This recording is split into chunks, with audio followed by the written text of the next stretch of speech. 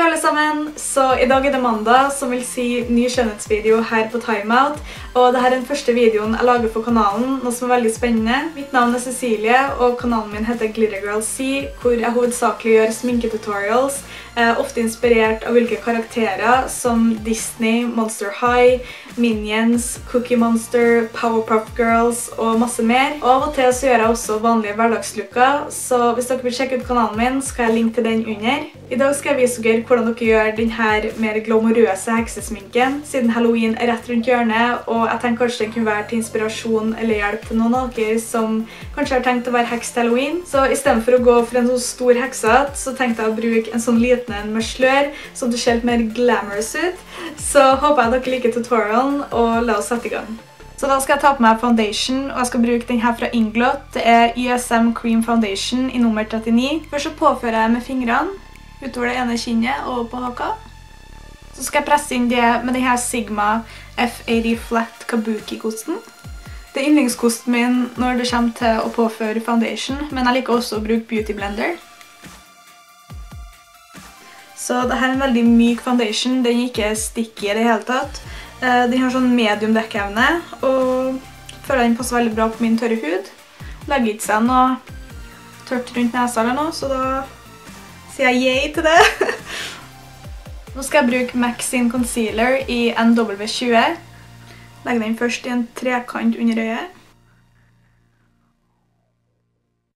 Da tar jeg denne Sigma Tapered Kabuki F86 for å blende ut det her.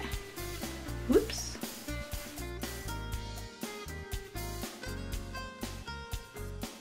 Så da satte jeg concealeren på dette øyet i stad, selvfølgelig uten å si hva jeg brukte, men jeg kan vise dere på dette øyet, og jeg har brukt Laura Mercier sitt Translucent Setting Powder, som jeg synes er veldig lett og bra. Så da bruker jeg denne Real Techniques sin Setting Brush, og bare presser det på rett under øyet, og så resten av plassen der jeg satt concealeren. Ok, så da setter jeg lett resten av ansiktet med det pudderet. Jeg bruker en sånn her flat kost fra Coastal Scents. Det er et kit som heter Pearl. Den her jeg liker da til å ta på pudder. Så da er det contouring, og jeg skal bruke Kat Von D sitt Shade and Light Contour Kit. Jeg tenkte å bruke denne fargen som heter Subconscious. Så skal jeg starte å legge det fra den øverste delen av øret her, og så ned mot munnen, og ha på mest nærmest øret, og bare ta det resterende inn mot munnen. Først så legger jeg det bare fint nedover, og så begynner jeg bare å blende det utover med sirkelbevegelser.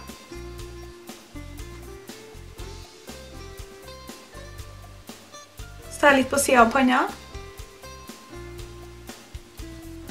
Ringer jeg nedover. Tar jeg litt under haka også. Så da skal jeg påføre blush, og jeg kommer til å bruke denne Cabana Boy blushen fra The Balm, som ser sånn her ut. En veldig fin sånn dyp bringebærfarge, som også er veldig fin på høsten. Jeg bruker Real Techniques sin blush brush. For å highlighte så skal jeg bruke Becca sin Shimmering Skin Perfector i Champagne Pop, som er bare superfin. Ok, så tar jeg litt på amorbuen. Litt på nesetippen, og så litt nedover neseryggen. Så da skal jeg fylle inn brynene, men jeg kommer ikke til å gjøre det nå, for det tar ganske lang tid, og jeg har allerede en video på det som jeg kan linke under.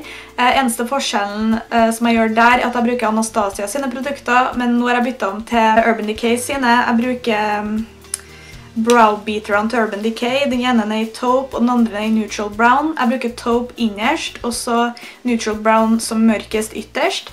Og så tar jeg også på Anastasia Beverly Hills sitt medium brown brow powder duo. Og så går jeg over til slutt med denne brow tameren i neutral brown fra Urban Decay for å få frem hårene og få det til å se litt mer naturlig ut. Da skal jeg begynne med øyensminken, og jeg skal først bruke denne lilla øyenskyggen fra Violet Voss, som heter Perry. Jeg skal plassere den i globalen. Først burde jeg kanskje ta på en primer, og jeg skal bruke Urban Decay sin Primer Potion i Eden. Blende det bare ut med fingeren. Da skal jeg sette primeren med denne øyenskyggen som heter Walk of Shame fra Urban Decay sitt Naked Basics Palette. Da setter jeg det veldig lett med en sånn fluffy kost fra Sugarpill. Da skal jeg gå inn med den lilla skyggen. Skal vi da legge den bare i globalen sånn og gå frem og tilbake. Du vil ha mest på utsiden her, og så få litt av det med til innerkroken.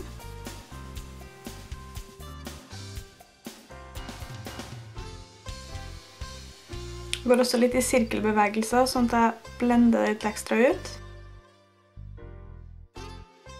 Så skal jeg gi litt mer dybde i globalen ved å bruke denne mørkere lilla fargen fra Make Up Forever i nummer 92.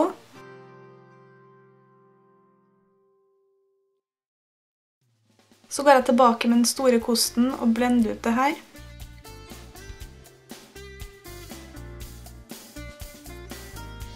På lokket så skal jeg nå påføre denne øyenskyggen som heter Urban fra Urban Decay sitt Electric Palette.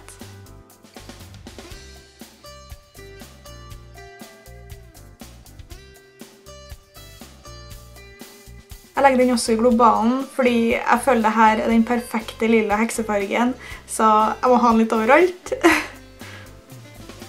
Nå tenkte jeg å bruke en av skyggene fra denne Kat Von D Mi Vida Loca-paletten. Så langt så har jeg bare swatchet øyenskyggene i denne paletten, og de er helt amazing. De er superpigmentert, og jeg gleder meg skikkelig til å prøve en av fargene nå.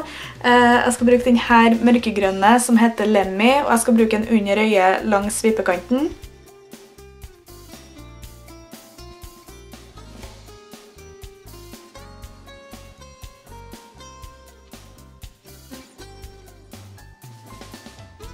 Ok, den var bare dritfin. Skikkelig pigmentert og... Yes! I innerkroken av øyet så tenkte jeg å gå inn med en litt lysere, skimrende lilla. Dette er Makeup Geek sin foiled øyenskygge i Daydreamer.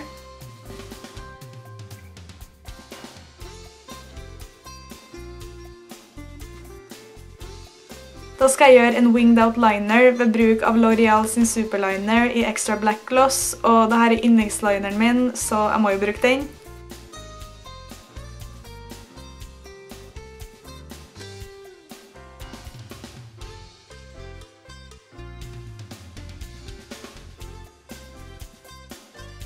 For å gjøre noe litt ekstra ut av denne looken, så tenkte jeg å bruke denne Urban Decay Glitter-lineren i Distortion. Og som dere ser, så er den hvit med masse grønt glitter i seg, og jeg har allerede påført den på denne siden, under og langs med lineren, og så litt inn langs vippekanten. Så nå skal jeg gjøre det på denne siden.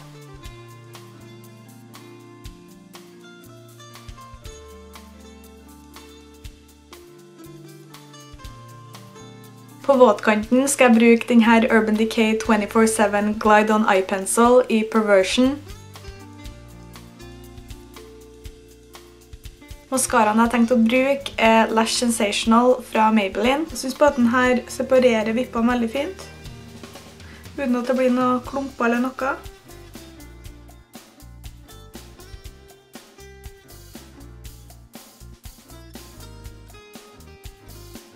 Jeg må jo ha på et par falske vipper, og da skal jeg bruke de her fra Violet Voss, som heter Black Magic, som jeg selvfølgelig måtte bruke til denne looken.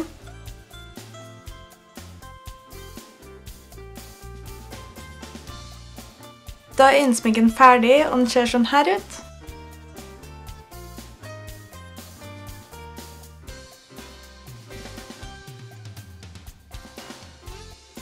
Nå er det bare leppene som gjenstår, og da tenkte jeg å bruke denne Urban Decay 24/7 penselen igjen.